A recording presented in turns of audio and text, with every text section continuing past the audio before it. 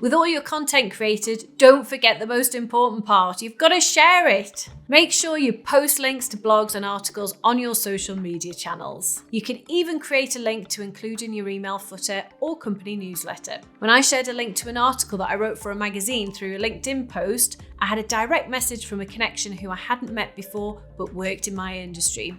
We had a chat and I ended up pitching to her exec board a few weeks later and landed a couple of projects that resulted in around 70 grand's worth of revenue for the business. There was some luck involved in the timing of me posting and her seeing it, but it was a great opportunity to showcase authority and then turn it into a decent sale. If the article is evergreen, you can post it across different channels more than once over a longer time period. You can also include links on your website to the article with hyperlink logos of whichever publication it is, for example, as seen on the BBC. Another great way to get your content out there is to find like-minded leaders to collaborate with so you reach their audience. It's called audience hijacking. This sounds a bit manipulative, but if you've only got a small following, it's your best way of growing fast. Finally, don't be shy.